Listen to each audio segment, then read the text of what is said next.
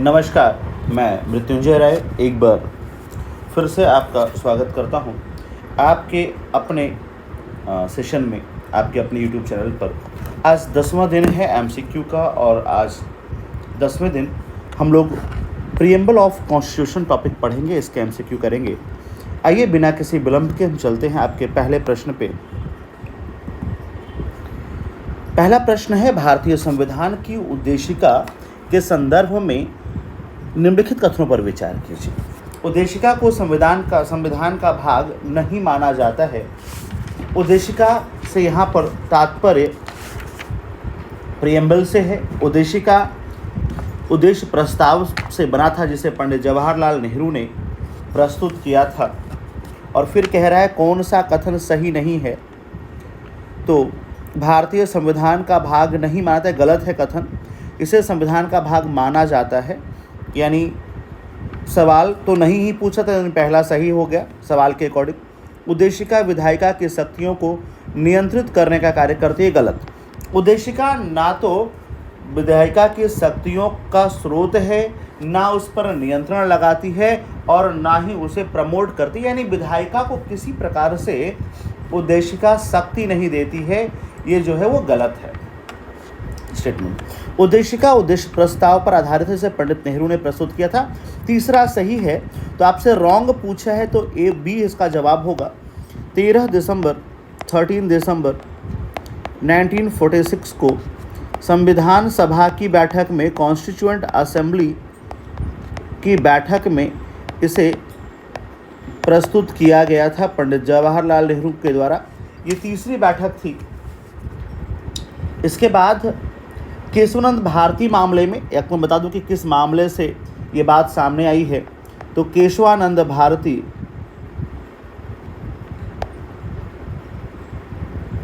Versus Kerala state 1973।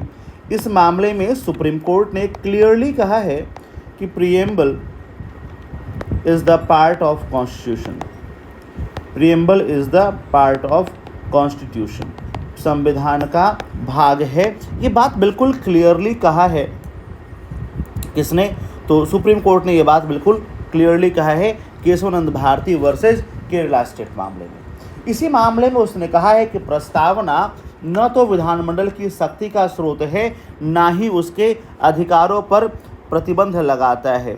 ना तो उसकी शक्ति का स्रोत है और ना उसके अधिकारों पर प्रतिबंध लगाता है। तो ये दो स्टेटमेंट गलत थे। B is the right answer. B इसका सबसे सही जवाब है, तो B is the right answer. दूसरा प्रश्न आपके स्क्रीन पे। आज हम लोग इस टॉपिक को शुरू किए हैं और उसको आज ही खत्म करेंगे। टोटल 27 प्रश्न है, तो आज इसको हम लोग खत्म करेंगे। भारतीय संविधान की प्रस्तावना के संदर्भ में कौन सा क्रम सही है? देखो यार, सीधी सी बात है कि जब भी आप सिविल सेवा की प्रिपरेशन कीजिएगा तो आपको आपका प्रस्तावना याद होना ही चाहिए। प्रस्तावना अगर याद नहीं है तो बहुत समस्या है। प्रीएम्बल हर हाल में, हर बच्चे को प्रीएम्बल याद होना चाहिए। क्या है? प्रीएम्बल हर हाल में हर बच्चे को याद होना ही चाहिए। अगर प्रीएम्बल याद नहीं है तो समझिए कि फिर आपको सिविल सेवा की तैयारी के बारे में फिर से सोचना चाहिए कि आपको करना है कि नहीं करना है। क्योंकि प्रीएम्बल नहीं याद है तो फिर तो मतलब आप क्या ही कहें आपसे फिर हम। ठीक है, आइए देखा जाए। कहता है, हम भारत के लोग भारत को एक संपूर्ण प्रभुत्व संपन्न, समाजवादी, पंथ निरपेक्ष, लोक गणतंत्रात्मक राज्य बनाने के लिए, तो पहला स्टेटमेंट अगर आपको याद हो, हम भारत के लोग भारत को एक संपूर्ण प्रभुत्व संपन्न, सबसे पहले क्या है? संपूर्ण प्रभुत्व संपन्न है। फिर कहता है समाजवादी, फिर कहता है पंथ निरपेक्ष, फिर कहता है लोकतंत्रात्मक गणराज्य बनाने के लिए और उसके समस्त नागरिकों को सामाजिक, आर्थिक और राजनीतिक न्याय, विचार, अभिव्यक्ति, विश्वास, धर्म और उपासना की आज़ादी, प्रतिष्ठा और अवसर की समानता प्राप्त कराने के लिए। तो ये इतना चीज़ आपको जानना ही चाहिए, ये इतना चीज़ आपको याद होना ही चाहिए। ठीक है, चलिए। ठीक है, तो ये D is the right answer, ये आपको पता होना चाहिए। आपको मैं कई बार कह चुका हूँ किसे? पंडित जवाहरलाल नेहरू के द्वारा लाए गए उद्देश्य प्रस्ताव का हिस्सा से लिया गया है, ये उसका हिस्सा है। तीसरा प्रश्न आपके स्क्रीन पर, आइए हम लोग बात करते हैं तीसरा प्रश्न। ठीक है, कहता है प्रस्तावना में संविधान का क्या निहित है? देखो यार, अगर पंडित जवाहरलाल नेहरू ने कहा कि अगर किसी व्यक्ति के पास हम पूरा संविधान पढ़ने का समय ना हो तो वह संविधान की प्रस्तावना को पढ़ ले, तो उसे यह आइडिया लग जाएगा कि हमारे संविधान में कौन कौन सी बातें लिखी हैं। यानी हमारे संविधान की प्रस्तावना में हमारा मूल दर्शन शामिल है, ग्लिम्पसेस ऑफ कॉन्स्टिट्यूशन। क्या शामिल है? Glimpses of constitution. ठीक है, तो संविधान की प्रस्तावना में संविधान का मूल दर्शन, उसकी पूरी झलक शामिल है कि हमारे संविधान में क्या क्या सी चीज़ें बातें बताई गई हैं। तो basic philosophy is the right answer. Fourth question है, संपूर्ण प्रभुत्व संपन्न शब्द का सही अर्थ क्या है? देखो, कंप्लीट सोवरेन जो टर्म है वह है कंप्लीट सोवरेन। ठीक है, संपूर्ण प्रभुत्व संपन्न। देखो, संपूर्ण प्रभुत्व संपन्न का मतलब है कि ऐसा देश जो इंटरनली और एक्सटर्नली सोवरेन हो। क्या हो? संपूर्ण प्रभुत्व संपन्न का मतलब है कि वह इंटरनली एंड एक्सटर्नली क्या हो? इंडिपेंडेंट हो। जैसे आज हमारे भारत की सरकार, भारत के प्रधानमंत्री कोई भी फैसला लेते हैं तो उन फैसलों में किसी का कोई भी इफ बट शामिल नहीं होता है। उन फैसलों में किसी का कोई जोर ज़बरदस्ती नहीं होता है। ना हम यूएनओ से डर करके फैसला लेंगे, ना हम वर्ल्ड बैंक या ना हम अमेरिका और रसिया जैसी महाशक्तियों से डर करके फैसले लेंगे, और ना हमारे फैसले उनके द्वारा थोपे जाएंगे, उनके द्वारा गाइडेड होंगे। हम एक आज़ाद देश हैं, और आज़ाद देश का मतलब हम आंतरिक और बाह्य दोनों तौर पर आज़ाद हैं, और हम दोनों तौर पर आज़ाद होने के नाते बिल्कुल सोवरेनिटी के साथ अपने फैसले लेंगे, बिल्कुल आज़ादी से फैसले लेंगे, चाहे जो भी फैसले हमें लेने हो। क्या आप IAS PCS बनना चाहते हैं? और यदि हाँ, तो आप यकीन मानिए आपका यह सपना हमारा सारथी प्रोग्राम पूरा कर सकता है। आपने बहुत जगह पढ़ा होगा, बहुत सी कोचिंगें ली होंगी, हज़ारों से लेकर लाखों रुपए बर्बाद किए होंगे, लेकिन मैं गारंटी इससे कह सकता हूँ कि आपने सिर्फ सिलेबस पढ़ा है, कोटा पूरा हुआ है। आप अपनी आत्मा पे हाथ रख के कहिए कि वास्तव में क्या आपको आपके सिलेबस का एक बड़ा हिस्सा तैयार है?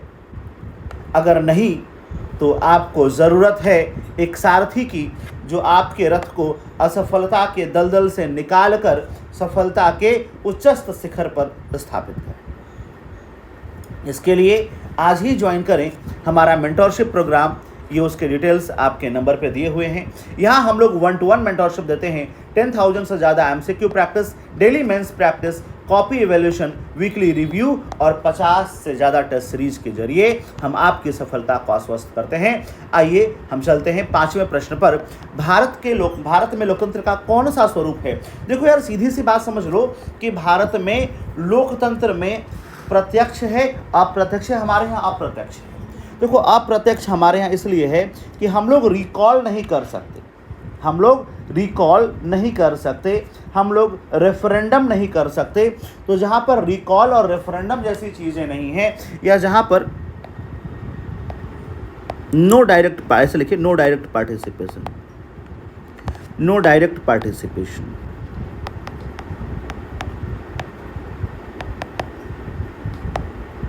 इन रूलिंग। हमारे देश के शासन में क्या है? डायरेक्ट पार्टिसिपेशन है। जैसे स्विट्जरलैंड एक देश है, तो स्विट्जरलैंड में डायरेक्ट डेमोक्रेसी है। यहाँ क्या है? यहाँ डायरेक्ट डेमोक्रेसी है।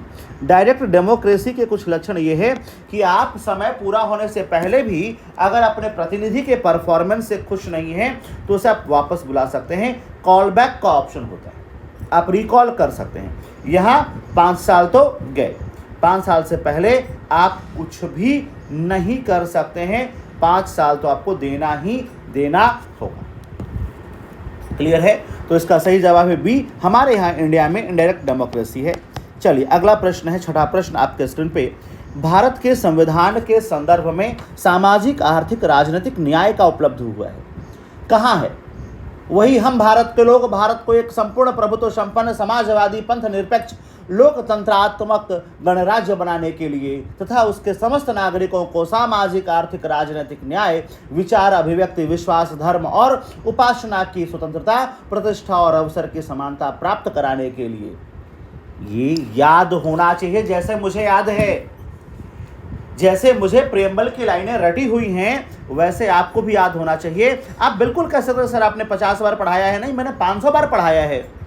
अब तक शायद 1000 से ज़्यादा बैच पढ़ा चुका हूँ, लेकिन इसका मतलब ये नहीं कि ये एक्सक्यूज़ है कि आपको नहीं याद होगा, बिल्कुल याद होगा। कीजिए, सामाजिक आर्थिक राजनीतिक न्याय का उल्लेख केवल और केवल हमारे प्रेम्बल में है। कहाँ है? अच्छा, ये पूछा है किन किन उपबंधों में हुआ है, कहाँ कहाँ हुआ है, ये भी पूछा है। तो पहला तो साहब हमारे प्रियम्बल में इसका उल्लेख है। उसके अलावा आपको इसका उल्लेख और कहाँ मिलेगा? मूल अधिकार में नहीं। मूल अधिकार आर्थिक न्याय की बात नहीं करता है। मूल अधिकार सामाजिक और राजनीतिक न्याय की बात तो करता है, आर्थिक न्याय की बात नहीं करता है। हाँ, डीपीएसपी फिर करता है। ध्यान दीजिएगा, डीपीएसपी हमारे राजनीतिक सामाजिक और आर्थिक न्याय की बात करता है। अनुच्छेद 38(1) प्रीएम्बल प्लस डीपीएसपी, ये दो इसके सही जवाब होंगे। तो 1 और 3, B is the right answer. B is the right answer. Article 38(1) में क्या कहा है? कहा है पब्लिक वेलफेयर। हालांकि ये स्टेट के लिए दी गई गाइडलाइंस है। और क्या कहा है?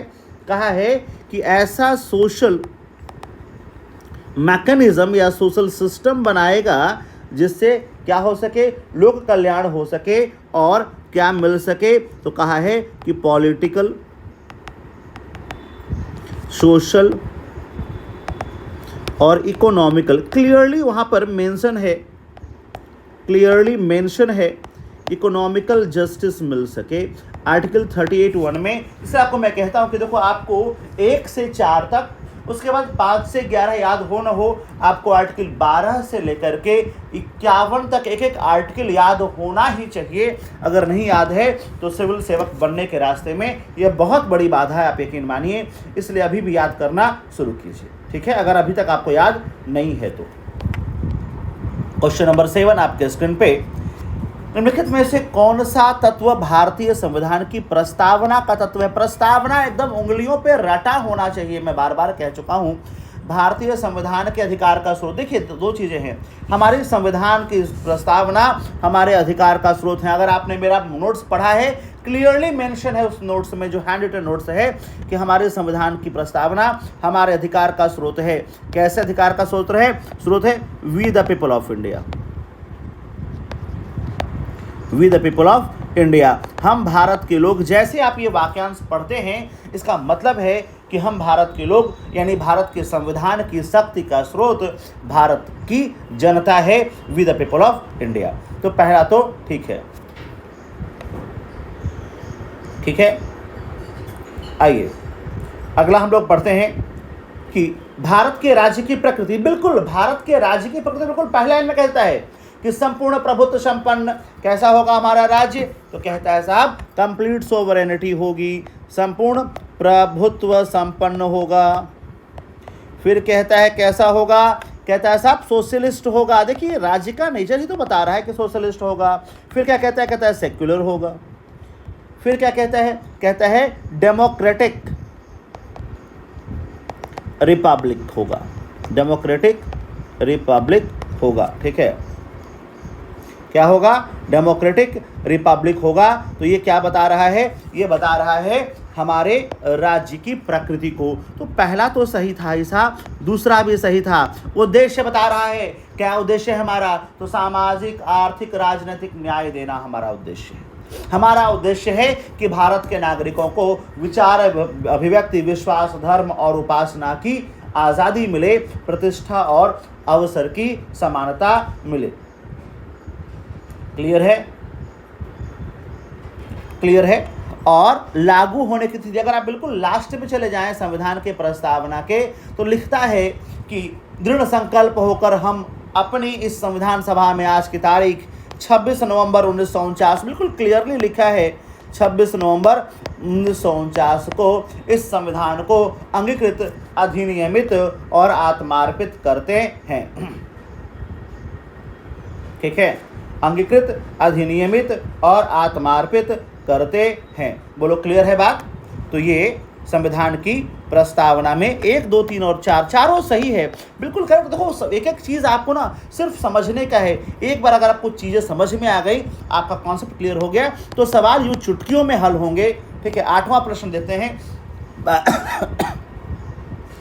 भारतीय संविधान की प्रस्तावना में निम्नलिखित में से किस आज़ादी का, किन स्वतंत्रताओं का उल्लेख मिलता है? देखो, धर्म की आज़ादी, आर्थिक अवसर की समानता, अवसर की स्वतंत्रता नहीं, अवसर की समानता है, ये गलत हो गया। राजनीतिक न्याय है, विचार की आज़ादी। ध्यान दीजिएगा, इस बात को बिल्कुल क्लियरली समझ लीजिए कि हमारे संविधान की प्रस्तावना में 3 तरह का जस्टिस है, 5 तरह का फ्रीडम है और 2 तरह की इक्वलिटी है।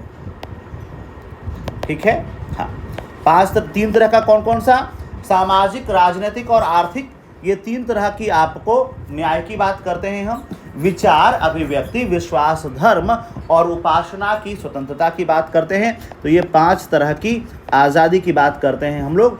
और उसके बाद 2 तरह की इक्वलिटी कौन सी है? तो 2 तरह की इक्वलिटी है प्रतिष्ठा और अवसर की समानता। तो क्लियर है बात? तो इसका सही जवाब होगा 1, 2 और 5। 1, 2 और 5 पहला ए इज द राइट आंसर। देखिए कितना आसान है, आपको बस प्रियम्बल अगर याद हो गया तो आपका काम हो गया। आप इस पे आने वाले सवाल, अच्छा इस पे सवाल एक बार नहीं, इस पे सवाल बहुत बार आते हैं।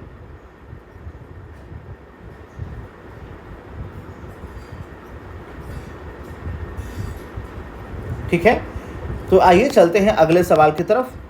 9th क्वेश्चन है, 42वें संविधान संशोधन के द्वारा निम्नलिखित में से कौन सा शब्द जोड़ा गया? देखो सीधी सी बात है यार कि आपको हमारे संविधान की प्रस्तावना को याद करना होगा। 3 शब्द जोड़े गए हैं, समाजवादी, पंथ निरपेक्षता और अखंडता, यानी सोशलिस्ट, सेक्युलर और इंटीग्रिटी। 1, 2 और 3 जोड़े गए हैं, B is the right answer. 42nd constitution amendment act से समाजवादी, धर्मनिरपेक्ष, पंथ निरपेक्ष है और इंटीग्रिटी, ये 3 शब्द जोड़े गए हैं। ठीक है, क्लियर है बात यहाँ तक? चलिए 10th क्वेश्चन पर हम लोग देखते हैं। भारत निम्नलिखित में से निम्नलिखित को संविधान की प्रस्तावना के क्रमानुसार, फिर देखो वही प्रस्तावना याद सवाल हो जाएगा। क्या कहता है? तो कहता है पहले किसकी बात है? तो पहले बात करता है न्याय की। पहले किसकी बात करता है? तो सबसे पहले है सामाजिक, आर्थिक और राजनीतिक न्याय, तो इसको कर दो पहले नंबर पे। उसके बाद 5 तरह की आज़ादी, उसके बाद 2 तरह की समता और उसके बाद करता है कि हम व्यक्ति की गरिमा को और राष्ट्र की एकता और अखंडता को सुनिश्चित करने वाले बंधुत्व, यानी चौथा हो जाएगा। तो अब 3, 2, 4, 1, 3, 2, 4, 1, ये गड़बड़ कहाँ से हो रहे हैं?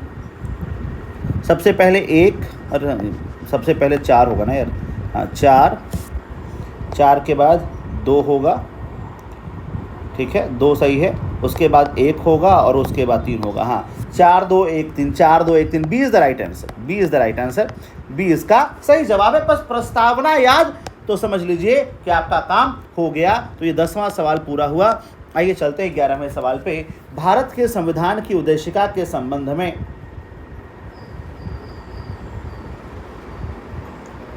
भारत के संविधान के उद्देशिका के संबंध में निम्नलिखित में से कौन सा कथन सही नहीं है?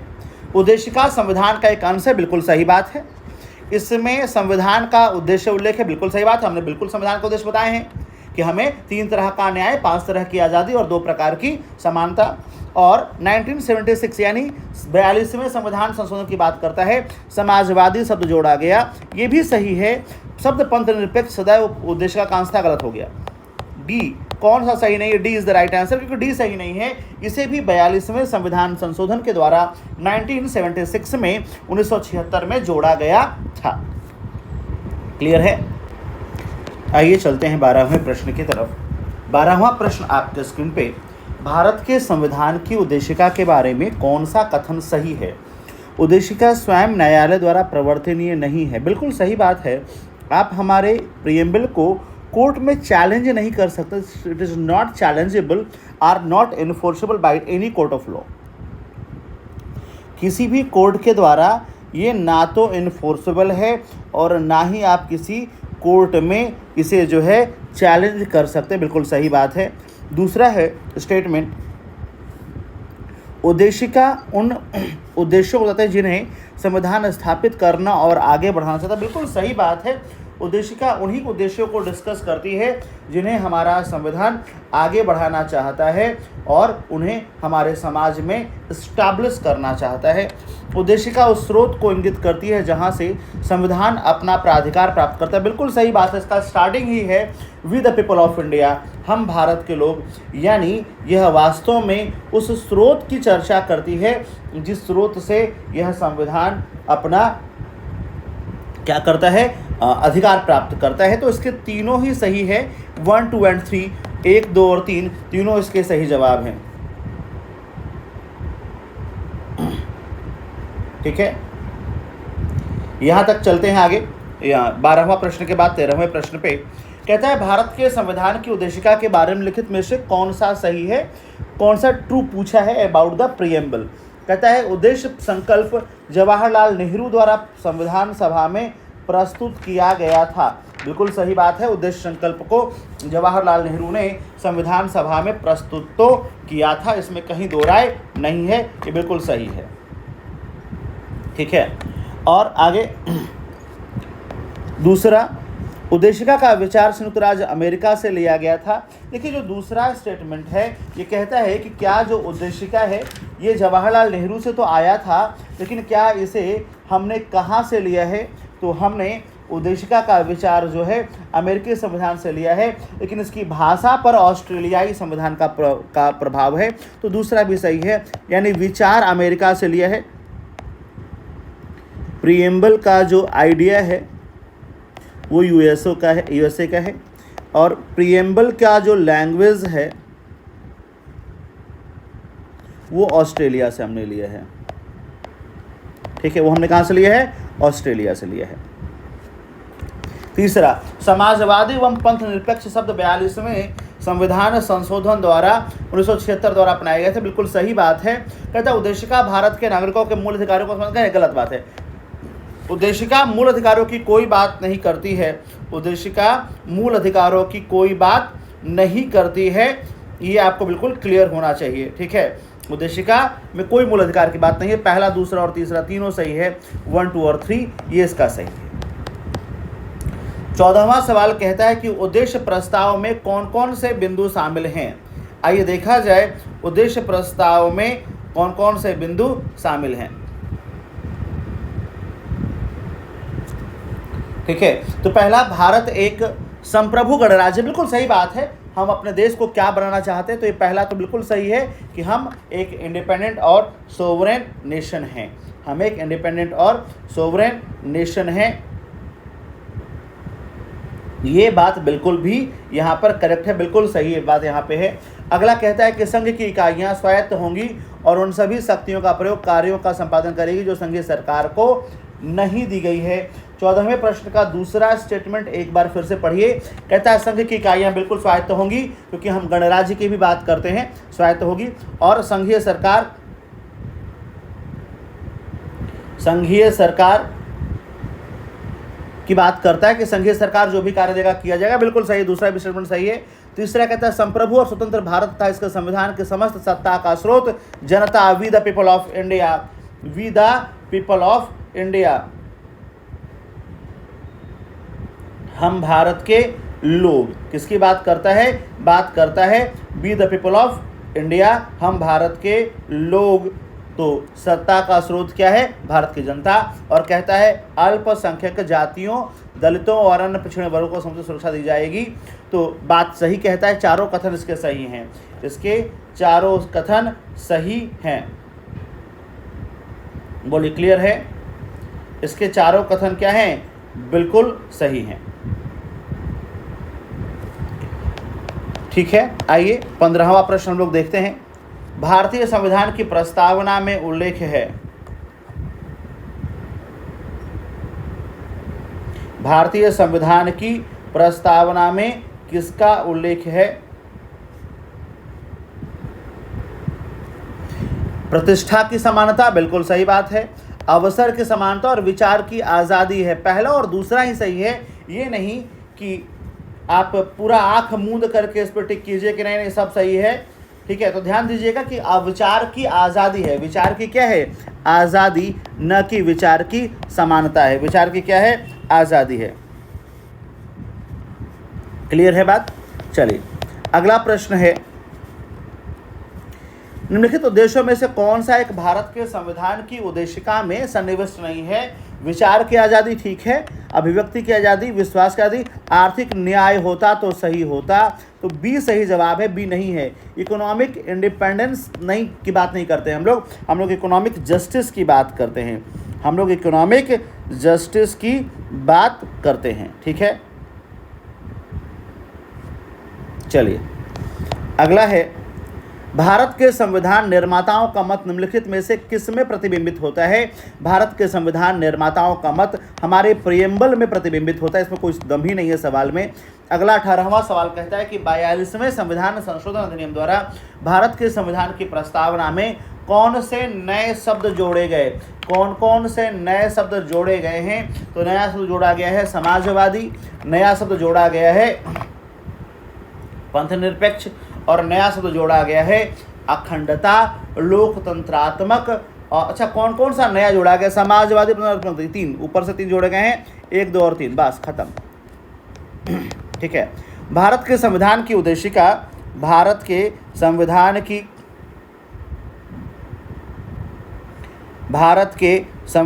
की उद्देशिका निम्नलिखित में से किस प्रकार का न्याय देती है? सामाजिक, आर्थिक, राजनीतिक। 1, 3, 4, 1, 3, 4। देखो सवाल को कैसे बस उन्हीं फैक्ट्स पे घुमाया जाता है। ये सारे सवाल वो हैं जो मैक्सिमम टाइम आपसे पूछे जाते हैं। जो मैक्सिमम टाइम क्या होगा? पूछा जाएगा। भारतीय संविधान की प्रस्तावना संशोधित संस्करण है। उद्देश्य प्रस्ताव का क्या है? वो संशोधित संस्करण है। बोले क्लियर है? हाँ। 21वां प्रश्न कहता है,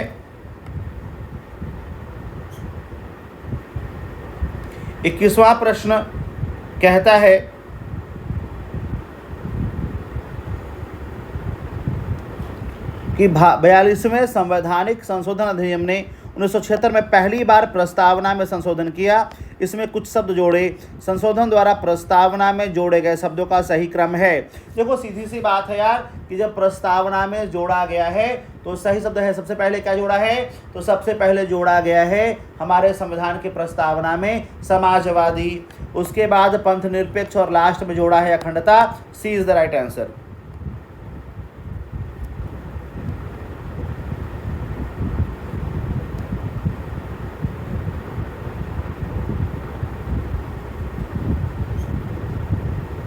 ठीक है, क्लियर? चलिए अगला प्रश्न,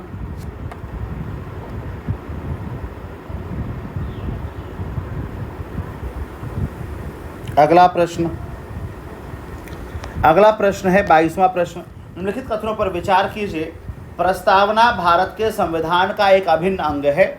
बात तो सही है, प्रस्तावना हमारे संविधान का एक अभिन्न अंग है। प्रस्तावना के अनुसार विधायिका अपनी विधायी शक्तियों का उपयोग करने के लिए बाध्य है? नहीं। पहला ही सही है, दूसरा सही नहीं है। प्रस्तावना किसी पर प्रतिबंध नहीं लगाती है। प्रस्तावना कृषि पर भी प्रतिबंध नहीं लगाती है। ठीक है,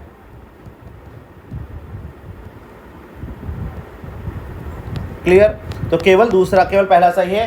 23वां सवाल कहता है कि ऐसा कहा जाता है कि प्रस्तावना संविधान का परिचय पत्र है। प्रस्तावना संविधान का क्या है? परिचय पत्र है, ऐसा कहा जाता है। और अब कह रहा है कि आपको भारतीय संविधान की प्रस्तावना क्या क्या प्रकट करती है आपको बताना है।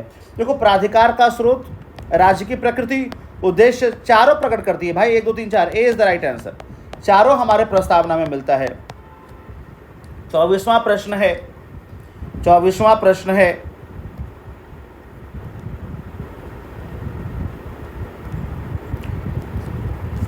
भारतीय संविधान की प्रस्तावना के संदर्भ में निम्नलिखित कथनों पर विचार कीजिए। यह संविधान सभा द्वारा अंगीकार किए गए उद्देश्य प्रस्ताव पर आधारित है। बिल्कुल सही बात है, बिल्कुल सही बात है। ठीक है। 42वें संविधान संशोधन अधिनियम 1976 द्वारा प्रस्तावना में 3 नए शब्द समाजवादी, पंथ निरपेक्ष रखना जोड़े गए। बिल्कुल दोनों सही है, ए और बी दोनों सही है। ठीक है, 1 और 2 दोनों सही है। 24वां सवाल का दोनों आंसर सही है। 25वां कहता है संविधान की प्रस्तावना के संदर्भ में कथन विचार कीजिए। भारतीय संविधान पंथ निरपेक्षता की सकारात्मक अवधारणा को मूर्त रूप देता है। बिल्कुल सही बात है। भारतीय संविधान लोकतांत्रिक और साम्यवादी दोनों प्रकार के समाजवाद को क्या करता है? दोनों प्रकार के समाजवाद का प्रावधान करता है। नहीं, हमारे प्रेम्बल में केवल समाजवादी लक्षण की बात किया गया है, केवल समाजवादी लक्षण है। साम्यवाद की बात हम लोग नहीं किए, तो दूसरा गलत है, केवल पहला सही है, ओनली 1। सर्वसम्मति से संविधान सभा में उद्देश्य प्रस्ताव 22 कब पारित किया गया? 22 जनवरी को। Introduce on 13 December and accepted on 22 जनवरी 1947। और लास्ट सवाल, संविधान 26 नवंबर 1949 को अंगीकृत भारतीय संविधान को निम्नलिखित में से किस प्रस्ताव निम्नलिखित में से वर्णित है? ठीक है, तो क्या वर्णित है? को फिर वही सवाल आया है कि अगर आपको भारतीय संविधान का प्रस्तावना याद होगा तो आप सवाल कर पाएंगे। तो क्या कहते हैं हम भारत के लोग भारत को एक संपूर्ण प्रभुत्व गणराज्य, ठीक है, लोकतांत्रिक गणराज्य, ठीक है, समाजवादी गणराज्य की भी बात करते हैं और धर्मनिरपेक्ष की भी बात, धर्मनिरपेक्ष हालांकि पंथ निरपेक्ष की बात करते हैं। हम लोग किसकी बात करते हैं? पंथ निरपेक्ष, लेकिन सेक्युलर। अगर आप अंग्रेजी पढ़ोगे तो सेक्युलर ही मिलेगा। तो D is the right answer, all are correct. तो यहाँ पर आज के 27 प्रश्न समाप्त हुए। आपने ये सेशन देखा, इसके लिए धन्यवाद। और अगर आप IAS बनने की इच्छा रखते हैं तो आज ही ज्वाइन करें हमारा मेंटरशिप प्रोग्राम सारथी। और ये हमारा कॉन्टैक्ट डिटेल्स है। हम फिर मिलेंगे एक नए चैप्टर के साथ एक नए वीडियो में। तब तक के लिए धन्यवाद। जय हिंद।